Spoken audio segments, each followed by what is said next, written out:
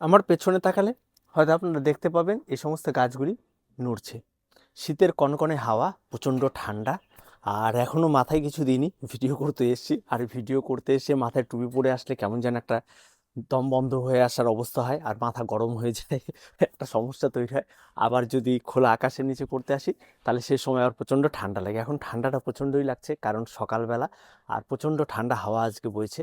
তো এই যে ঠান্ডা হাওয়া বইছে, এই ঠান্ডা হাওয়াটা কিন্তু আমাদের হ্যাঙ্গিং প্ল্যান্টের জন্য ভীষণই ক্ষতিকারক। তাই এই ঠান্ডা হাওয়া থেকে আপনার বাঁচার কোনো রাস্তা নেই, কারণ হ্যাঙ্গিং প্ল্যান্টকে আপনি ঘরে নিয়ে রাখতে পারবেন না। কিন্তু হ্যাঙ্গিং প্ল্যান্টকে এই সময় এসে যে কাজগুলি অত্যন্ত গুরুত্বপূর্ণের সঙ্গে করতে হবে, সেটা হচ্ছে সবার প্রথমে জল। জল কিন্তু হ্যাঙ্গিং প্ল্যান্টে আমরা একদমই কম দেবো, এবং একদম খেয়াল রাখবো যে জলটা দেওয়ার আগে একটু গোড়াটাকে ভালো করে চেক করে নেবে, একদম সম্পূর্ণরূপে চেক করে শুকিয়ে গেছে এমন ঠনঠনে গোড়া দেখে তারপর জল প্রয়োগ করবেন। গাছকে জল দিয়ে স্নান করাবেন না। গাছের লিকুইড ফার্টিলাইজার হোক বা যে কোনো ফার্টিলাইজার হোক, গাছকে একদম ঝেপে দেবেন না। আমরা এই সমস্ত গাছগুলি কোনো রকম কোনো ফার্টিলাইজার নয়, গাছের ধরন বোঝার চেষ্টা করুন। যে সমস্ত গাছগুলি হ্যাঙ্গিংয়ে করবেন, সেই সমস্ত গাছে কিন্তু অনেক খাবার লাগবে, এমন ধারণাটা থেকে বাইরে আসতে হবে। আপনাকে সবসময় যেন খেয়াল রাখতে হবে যেই গাছগুলির গঠন ভালো হয়, যে গাছগুলি অনেকটা সুন্দরভাবে বেড়ে ওঠে, সেই সমস্ত গাছগুলি চুজ করার। তাই এই কনকনে ঠান্ডাতে এই সমস্ত গাছগুলির যে ক্ষতিটা হয়, গাছের গ্রোথটা অনেকটা থমকে যায়। তার সঙ্গে সঙ্গে গাছ হেলতে থাকে, তার ফলস্বরূপ যদি ঠিক করে হ্যাঙ্গিংকে বাধা না থাকে, তাহলে পড়ে যাওয়ার একটা প্রবণতা থাকে, এই ক্ষতিগুলো হতে পারে।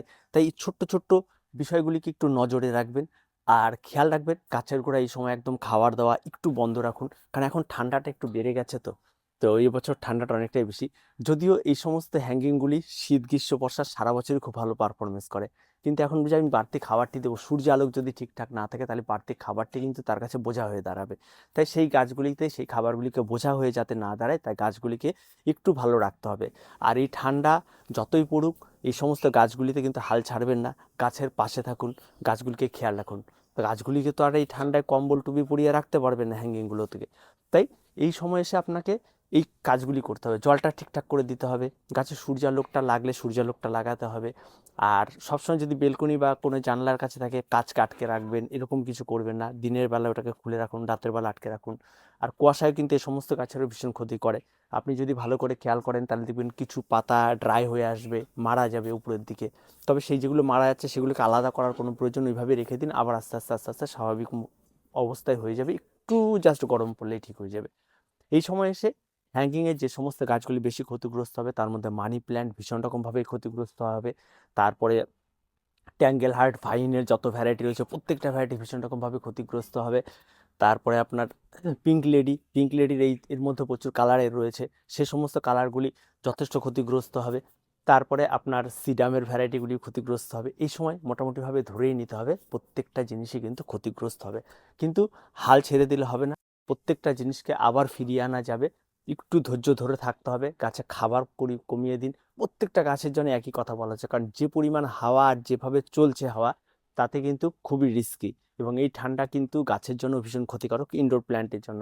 তাতে অনেকের গাছ কিন্তু নষ্ট হয়ে যেতে পারে যদি বাড়তি পরিচর্যা চলে। কারণ অনেকেই আমরা রয়েছি যারা নতুন বাগানি, কোন সময় থেকে বাগান স্টার্ট করবে, এই সমস্ত ধারণা আমাদের খুব কম রয়েছে। যারা দীর্ঘদিন ধরে বাগান করছে, গাছের সঙ্গে রয়েছে, তারা হয়তো এই বিষয়গুলো খুব ভালো বোঝে। তারা এই সময়গুলোতে বেশ সেভাবে পরিচর্যাগুলি করে। তাই হ্যাঙ্গিংয়ের ক্ষেত্রেও ঠিক একই রকম, একটু ধৈর্য ধরে রাখতে হবে।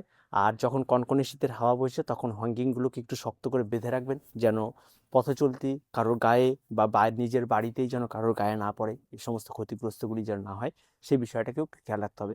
কারণ দীর্ঘদিন ধরে এরা ঝুলে রয়েছে আমার এখানে, আমি বারবার করে টেনে টেনে মাঝে মধ্যে দেখি যে সব ঠিকঠাক আছে কিনা। আর খাবার দাবার এখন পরিচর্যা গাছের তেমন কোনো কিছু নেই, তারপরেও এরা বেশ সুন্দরভাবে ভরে রয়েছে। তবে আশা করি আগামী মার্চের পর থেকে এই সমস্ত জায়গাগুলি আরও সুন্দর হয়ে উঠবে। তো যত দিন যায়, হ্যাঙ্গিং হোক, ইনডোর প্ল্যান্ট হোক, আরও সুন্দর তাদের রূপ দেখা যায়। তাই যত দিন যাবে, তত এই বাগান আরও সমৃদ্ধি হবে, আরও সুন্দর হয়ে উঠবে, আর সেগুলি আপনাদেরকে আবার দেখাতেও পারবো। তো দেখা হচ্ছে পরবর্তী ভিডিওতে। প্রত্যেকে ভালো থাকবেন, প্রত্যেকে সুস্থ থাকবেন, চ্যানেলটিকে সাবস্ক্রাইব করে রাখবেন।